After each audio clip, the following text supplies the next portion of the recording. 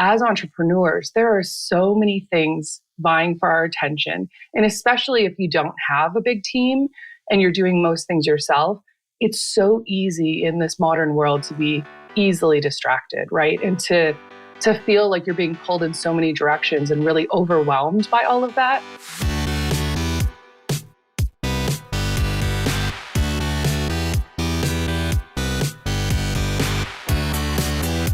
You're listening to The Successful Bookkeeper with your host, Michael Palmer. Listen each week as inspiring guests share their secrets of success to help you increase your confidence, work smarter, and build a business you love. This episode of The Successful Bookkeeper is brought to you by PureBookkeeping.com, the proven system to grow your bookkeeping business.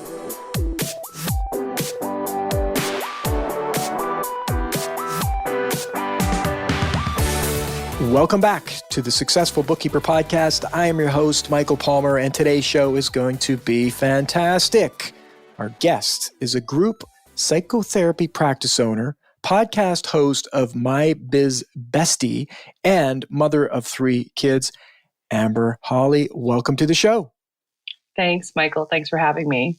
It's great to have you. And I'm looking forward to, right there, psychotherapy practice, podcast host of My Biz Bestie, which I love the name, and a mother of 3 kids. Our listener right now is going, I can relate. We have many mothers that listen to the show.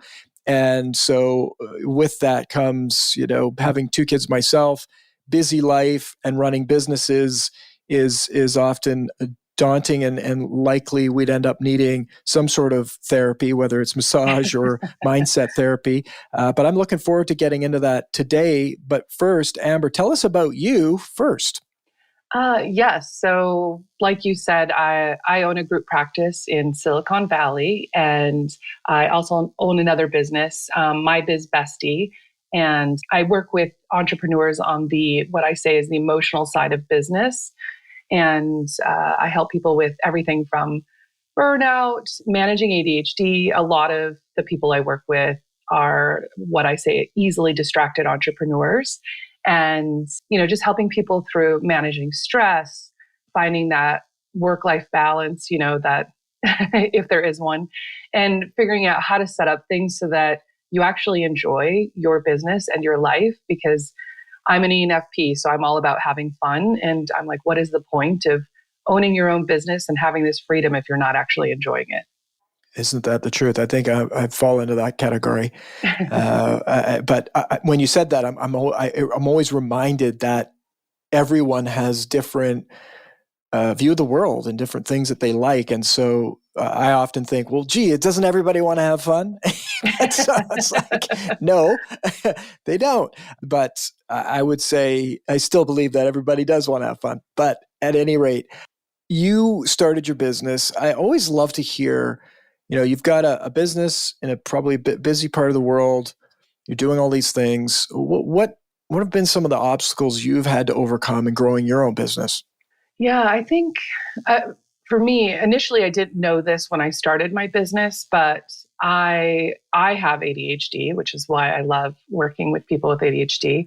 And in my therapy practice, like my specialty is working with ADHD and couples. The couples don't always have it, but having that alone has been a big barrier, because there are some inherent things with having that make life a little tricky. And, one of the transformational things for me was hiring a bookkeeper and CPA, because even though I'm really good with numbers, it's an emotional thing, right? Like numbers are emotional. And so having all of this resistance and kind of getting distracted and not always being good with that attention to detail, those kind of things can pop up in your business. The things you don't love to do. Like I could talk to people all day long, but I'm like, I don't want to do the admin stuff. So those have always been the part where I had to learn to navigate that. And ultimately I figured out it's just about outsourcing for me. But I do, having worked with so many people, I do notice that we all have those challenges. They of course look different for everybody, but I would say that was the biggest one. That, and right when I started my business, I had see, I think she was like 8 months old. And then I had two more children in 2 years. And so I had three children under 5. I was the primary parent and ADHD, but didn't know it. And, running a business and hiring people. Hiring is the other one that's a challenge. And I think that's universal for all business owners. Oh, yeah.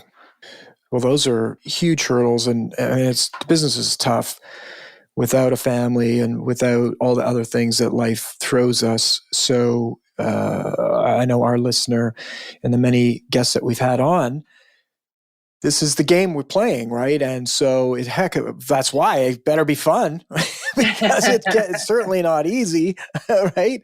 Now, you work with people who have ADHD. And imagine through this last couple of years having the world upside down with COVID-19, you've likely come across people that are challenged. Do you find that that's an impact on your practice? Yeah, well, especially in the My Biz Bestie business, a lot of people actually don't realize they have ADHD, like me. It wasn't until I had 3 young children, and then my son had a really bad accident. My bandwidth, was less, and burnout. And then I realized I went and actually got formally diagnosed. Right? It's ironic though that being a therapist, I didn't get that I had it myself. But it's just one of those things. Like you just think, oh, this is the way my brain works. This is how I am. This is my personality, whatever. But yeah, we're seeing that a lot. And so that's why when I speak to people, it's a lot about being the easily distracted entrepreneur, because there are many people who don't even realize or aren't diagnosed with ADHD. But even if you don't have that, like I have people in my membership that don't have ADHD, don't identify that way. But as entrepreneurs, there are so many things vying for our attention. And especially if you don't have a big team and you're doing most things yourself, it's so easy in this modern world to be easily distracted, right? And to feel like you're being pulled in so many directions and really overwhelmed by all of that. And so definitely I've seen an uptick in that because, during COVID, first of all, a lot of people's businesses suffered. Or, now they have to deliver everything online and via Zoom, and that's really extra fatiguing, and our bandwidth is less. And all of our coping mechanisms, or I would say a lot of our coping mechanisms, were no longer available to us. And so with that, you're going to see people feeling more burnt out, more stressed out, more distracted. So yeah, we have seen that uptick.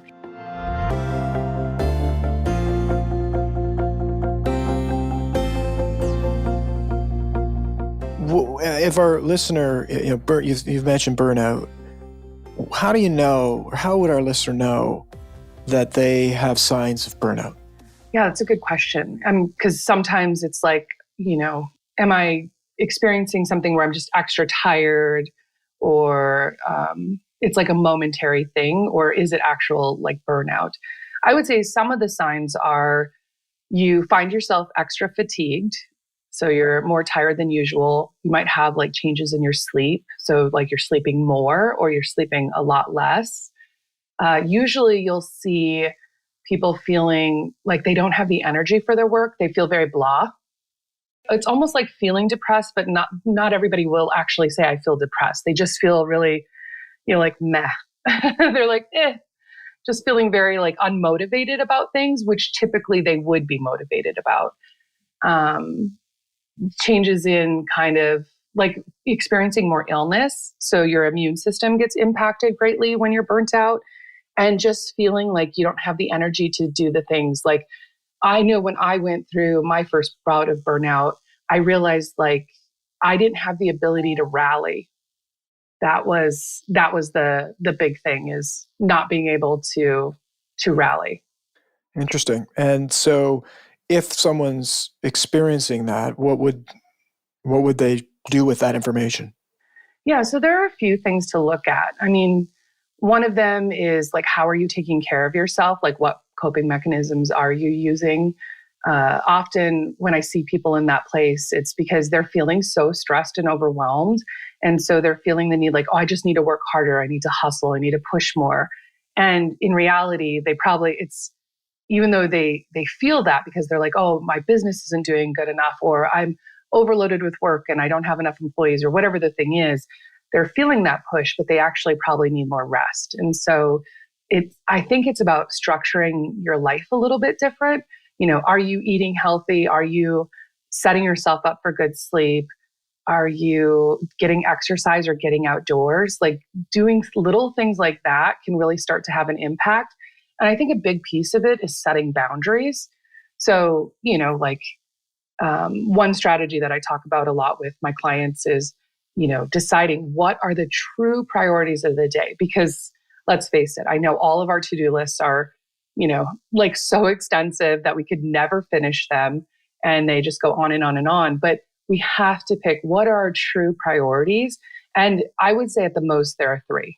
Like maybe you have one priority, like this is the one thing I have to do today. And then I can say like, it's a good day and I can finish work at the time that I'm setting for myself. And, sometimes, like I said, it's three, but it shouldn't be beyond that, because then we set ourselves up for failure, because then it's like, oh, I have this overwhelming list of 50 things, or let's say 10 things. They look at the list, so they're already draining their energy. So I think a lot of it is like energy management. And so everything takes longer than it needs to, because we're not being efficient. We're not being as productive. And then we don't finish that list of 10 things. So then it goes on to tomorrow's list of 10 things. And we feel so overwhelmed, and we feel inadequate. We feel like failures. And, it just keeps building on itself. And so instead of ending the day feeling good, you end the day feeling stressed. And so you're probably, even if you're with your family or doing something you normally would love, you're kind of always thinking about that stuff that's looming in the background. So a lot of it is just setting up your expectations to be more realistic, and, and then really feeling like, okay, I accomplished the things I needed to accomplish today. And I can, with good conscience, take this time and rest and be with my family and do something fun and take care of myself. And, that's going to help your sleep as well, right? Absolutely. And sleep is so critical. If someone is having burnout and they, it's kind of one of those things. It's like, it's hard to know when just like you said, you didn't know you had ADHD, and you're a practitioner that helps people with that. Sometimes it's really hard to know what the problem is. Like people have these experiences. So you've outlined a few ways that people might know about it. And then what's the strategy to get to this energy? You mentioned energy management. Even that could be, in overwhelm. It's like when everything's on fire. I mean, fire, garden hose. Just it's like, yeah, good idea. Not going to help. Right. And even that thought could be like, listlessness, helplessness, really stuck in a rut. How do you get out of that? Yeah. I mean, you make a good point. And so the first part of what you said, that can be the tricky part, right? Is really having the wherewithal to take the step back and understand like, oh, wait, I think this is what's going on here. Not just thinking, I'm not doing it good enough, or there's something wrong with me, or I'm just a bad business owner. I hear these things a lot, right? So that's where like having your support network is really important. Like having somebody that you talk to, and obviously I'm a big proponent of therapy and coaching as well. But, having those people in your inner circle, whether it's a friend or a partner or a spouse, that can kind of give you some feedback and kind of notice the patterns, because we don't always see it in ourselves. Like we might think, oh, like my employee just quit and then this just happened and this client's upset, and you feel very negativistic, and we might not see that it's actually like a bigger pattern, because that can be one of those signs as well. Like we're just feeling really easily irritable and negative about like our clients, the people we work with, the people in our life. So I think having people who you trust to give you feedback and kind of say, hey, I think something else is going on here. This is one of those things we always say, like, go to the doctor. Usually that's what people do first. Go to the doctor and make sure there isn't actually something else going on, because this is the hard thing with burnout. So many of the signs, you know, look like other things and they can kind of overlap. So that's always a good thing to do, is like just check that out, because often we'll see a lot of physical stuff, like people just feeling like exhausted and like a different kind of exhaustion, you know, especially given, you know, like what they're doing in the day, like their daily habit hasn't changed, but they're just feeling so exhausted because it's that mental energy. And then feeling, like I said, getting sick more often, having headaches, stomach aches, that kind of stuff, which you see with anxiety. You know, we say, I don't love to use a lot of jargon because it's not helpful, but I do say it's psychosomatic manifestations of stress. Like this is what we're going to see. So people will often go to a doctor and sometimes they'll kind of rule out things and then give them that feedback, like they need to look at it. But to your other point, it can be really overwhelming. Like, where do you start? What is the first step? And so it is about taking these baby steps into, okay, I need to take care of myself. I need to set some boundaries, but I'm going to have to do it in a way that feels manageable, because you can't just add more to your plate when you're burnt out. Like, oh, let me keep doing exactly what I'm doing and then add another expectation of myself. It's not going to work, right? You're going to feel horrible and it's just going to exacerbate everything. So it is about taking these baby steps. And like you said about sleep, you know, I believe that like sleep is the number one thing in the foundation of our mental and physical health. And so really that might be the best place to work. But you know, some people, it might be starting to take a walk every day. So even just 10 minutes outside, walking around, like a nice, easy walk, taking a break, and then coming back. It's like finding that one thing that kind of starts to shift stuff a little bit, you know, and just kind of make you feel a little bit better. And then if it's just really overwhelming, sometimes you need to talk to a professional to have them kind of walk you through the process and give you that support, because often we resist what we need, right? We think, well, I can't do that. Like I have to, you know, put in 12-hour days at my job. I have to, you know, finish this by this deadline. I have to, you know, show up to every commitment I made. So it can vary, but I think sleep is number one. Diet is number two, and exercise is number three, as far as like the foundation of physical and mental health.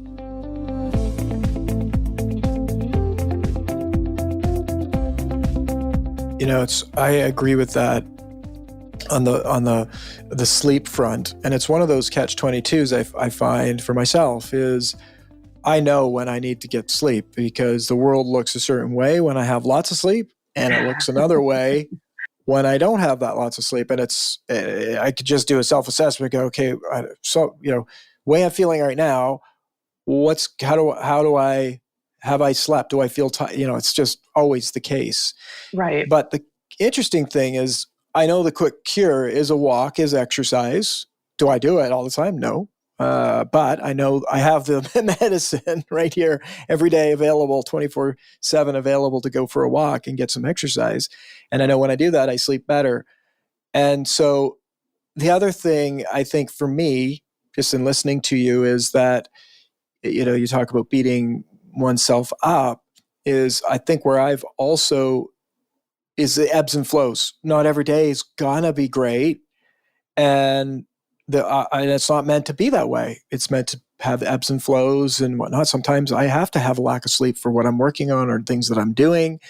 And I think it's giving myself permission to do that. But on the flip side, knowing and having more good days leads to, well, go for a walk, get a better night's sleep, and the world will look very different the next day. And I was just actually Googling the quote from Macbeth, because I remember doing Macbeth when I was in high school, and I'm like, oh, right. He gives it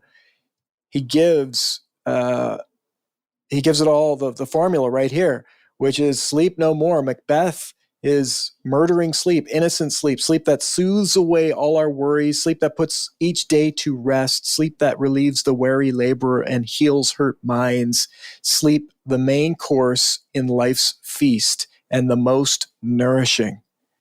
Oh, I love that. That may be the best sleep quote I've ever heard. I think it is. I remember it was like grade 9 or 10 in high school, and we were doing Macbeth, and I'm like, yes, that's it. Sleep, the miracle cure.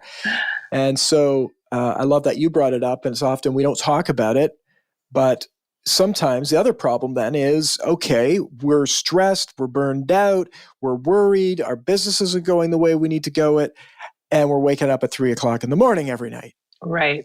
Which is the common time, right? Like that's our circadian rhythms are at their lowest. And so when we're stressed, it's usually around 3 a.m. that we wake up. Everyone thinks I'm magical when I'm like, oh, so you wake up around 3? And they're like, yes. Yes, the Swiss, it's like a Swiss watch. Exactly. It always, like, if you open your eyes in the middle of the night, early morning, you can almost guarantee it's 3:00 in the morning. Now, if you can't get back to sleep, now we're throwing fuel on the flame here of what's not going our way. How can people deal with something like that? Yeah. So, well, one thing that you said is actually a very valid strategy, is understanding kind of the self-talk of, hard days, bad days are actually a normal part of being an entrepreneur, and it's totally okay. So it's okay to have these bad days. It's not indicative of something else that's bigger, right? Like that can come from just a stressful day, or, you're going through something in your life, because life still happens even as business owners. And so those kinds of things can happen, but kind of like you said, allowing yourself permission to have a rough day, to have a night where I don't get sleep, and not kind of panic about that, and just kind of like reset and rally for the next day. Now, if you're truly in burnout, and if you're with chronic insomnia, because that is something I see all the time, right? And it's because it's, our stress will impact our sleep. Then, I think there are strategies to take care, to like do things for your sleep, but sometimes it is about addressing the stress, and then the sleep will come. And so, like you said, even doing physical activity, we know when we do that, we're going to feel better. But sometimes we're so burnt out, we're like, I don't have it in me to do that. Like, I don't care. Right. So it kind of goes back to, setting those boundaries and kind of figuring out like, what are my non-negotiables? What can I realistically expect from myself? And, kind of address it from the other end. So start to take care of what are the stress points? What are the hot buttons that are, waking you up in the middle of the night? Sometimes we're not always aware, but kind of looking at it during the day and addressing those will actually remedy the sleep. But then there's, do you have good sleep hygiene? Like, are you watching electronics until, all night long, or until you fall asleep? Are you, over medicating? That's something else people do when they're really burnt out, because they want to feel better, or they don't want to feel at all. So they might, use drugs or drink, or, do other kinds of activities that kind of numb themselves out. And we know that, as much as we love a glass of wine, it does disrupt your sleep. So it's about being thoughtful about those kinds of things. And then I know as I've gotten older, which is super sad to me because I actually fantasize about coffee, is that now that I'm in my, mid 40s, I cannot drink caffeine like after a certain point in the day. And for everybody, that's a little different. Like I have some clients who like anything past 11 a.m. and they won't sleep at night. So it's, sometimes it's looking at what are our habits and those behavioral things that we can do to set ourselves up for good sleep. And sometimes it's about understanding I need to address the things that are truly causing me stress in my business and in my life. And then the sleep will come. That's right. That's right. And it really is it's a momentum thing. One of the things I got a couple of years ago was an Oura ring, and it tracked sleep. And my whole life, at the time I was like mid 40s, get this ring. I did not understand the effects of sleep and non-sleep at all until I had the data from this ring, which what I get in a day is about 2 nights back. And I mean, sometimes I can't even remember what I had for breakfast, let alone how did I sleep 2 nights ago? And so I'll have and this is where I think many people fall into this trap. It's like, but I slept well last night. why do I feel this way? So then it kind of, it throws out getting the sleep doesn't help, right? No, it was but you didn't sleep 2 to 3 nights ago for a couple of nights. And now you think that one good night's going to make you good. I'm talking to myself here. No, exactly. Right? That's exactly it. Wow. So getting that information, sleep hygiene, everything you're saying, it's like knowing how the game is played is important. And so often I don't think I don't remember taking sleep class in high school or any kind of part of school, yet something so important to our mental health. And so it's been this kind of journey over the last couple of years of understanding my own sleep behavior and how it impacts my life. But that was a really interesting revelation, is that it's this building up. So when we add all of these things together, then, whoa, why do I feel so good? Why do I have so much energy? Why am I feel, happy, or whatever the case may be? It's because of all of these things in the past, and we can't really see them, and it's hard to measure them at times. But when you do them, it works. Exactly. And I think, to what you're saying, this is where, again, having outside feedback is helpful, because even if you know this stuff, when you're really sleep deprived, your brain isn't on all cylinders, right? There's like that brain fog that happens. And especially with burnout, you do see like that brain fog. And so sometimes it's like, why am I feeling so bad today? And we'll spend energy there. But if we have somebody else that's like, hey, you haven't slept well for a week, so this is normal. Like, it's okay. And so then you can kind of let go of like, there's something bigger at play. And instead just like, okay, move forward, take care of yourself, maybe take a nap, do what you need to do to kind of rejuvenate that day. And then, like you said, keep going. But I do think it is like what you're talking about. I would put that in the camp of like mindfulness. It's paying attention on purpose. And I think that can be a huge advantage to being really in tune with yourself, with your body, and with, kind of your own rhythms, is like paying attention. When I eat certain types of food for breakfast, my energy is so much better for the whole day. And when I start off, with something like, I don't know, pancakes, I don't feel as much energy. Just starting to notice those things. Now, does that mean you shouldn't have pancakes for breakfast? No, it just means pay attention to that and understand how it's going to impact you, right? So paying attention on purpose to how we're feeling, what are the things we're doing to take care of ourselves, how things are impacting us, like how our interactions, with certain people in our lives, because there can be those people who are like the energy vampires. And then there are people who make us feel full of energy and excited. And so whether it's food or sleep habits or people or the type of work you're doing, pay attention to that stuff, because those are the clues are in there of like how to kind of manage your energy and be feeling better, because it's so unique to each person.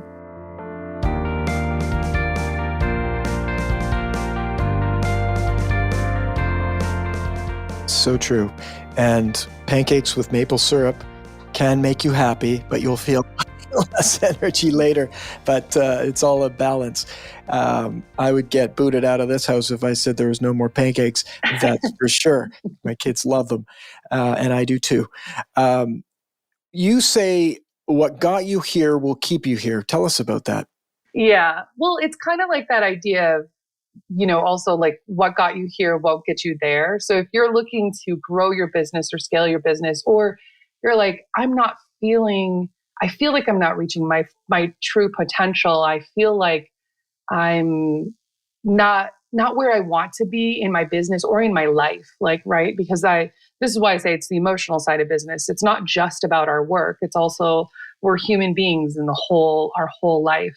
And so sometimes it's about saying, I have to make shifts in the things that I'm doing, how I'm taking care of myself, how, I'm spending my free time, what my coping mechanisms are, what my systems in my business are.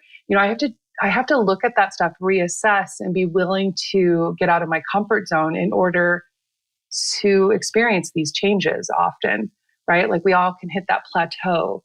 So I think it's an important thing I'm a big proponent of, kind of taking that step back and assessing our lives, assessing, our businesses, the quality of our relationships, how I physically feel, in even like personal fulfillment, right? So it's just one of those things that I think it's always a good thing to kind of take stock and look at what is it that I possibly need to change to get to where I want to be. Well, I really like it because I have heard of the what got you here won't get you there, but I like this what got you here will keep you here because it really is what we've been talking about today is that if you're not happy with where you are, we must do something different. We have to, alter the behaviors that we have or the environment we have, get better sleep, whatever it is. So if we're don't have energy, well, whatever got us here is going to keep us here. And so we got to change that up. And so we've unpacked a few things today of how to make those changes, and you've outlined some of those. But I would love to hear and have you share if this resonated with our listeners, what would be a good way for them to learn more about you, maybe resources you have, or where they can find out more about your podcast? Yes. So they could head on over to mybizbestie.com is probably the best place because I have lots of information and resources there. And I do actually have a downloadable that it's kind of I'm not sure if you swear on your podcast or not, so it has a swear word in it, but it's like when life is a, whatever show.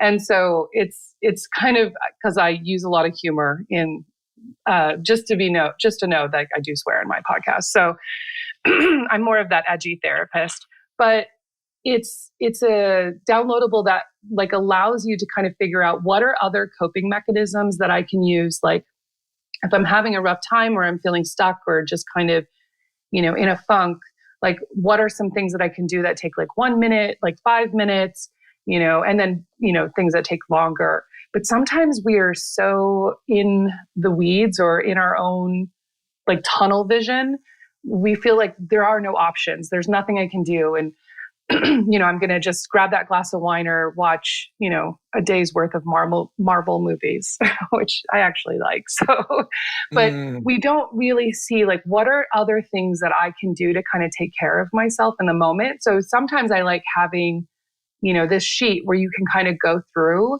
and like, okay, look, I can try this. Now, will, taking a 10-minute walk completely change the fact that I just had an employee quit or some big fight with a client or something like that? No, but it's like incrementally going to make you feel a little bit better, right? And so it's about doing a series of things.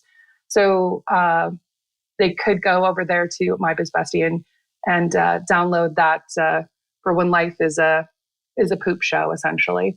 And it's customizable. So you kind of come up with your own ideas. I give suggestions, but you kind of create this resource for yourself to kind of figure out like, what are quick ways to get myself out of this funk? But like you said, I have the My Biz Bestie podcast, which is actually going through a rename right now to be the Easily Distracted Entrepreneur. Oh, I still cover the same stuff, but really because like you were saying in this last year, especially, I'm seeing a lot more of that overwhelm and distraction that people are struggling with. So even though the content is often very similar, I'm narrowing the focus a little bit. I love it. I think it's, will resonate with those that get distracted, which is just about every entrepreneur I've ever met, including myself. So I love the new name, and we'll of course have all of those links in our show notes. And on behalf of our listener, I want to thank you for your generosity in coming on the show and sharing your knowledge with us. Thank you. Thank you for having me. It's been our pleasure. And with that, we wrap another episode of the Successful Bookkeeper podcast. To learn more about today's wonderful guest and to get access to all sorts of valuable free business building resources, you can go to thesuccessfulbookkeeper.com. Until next time, goodbye.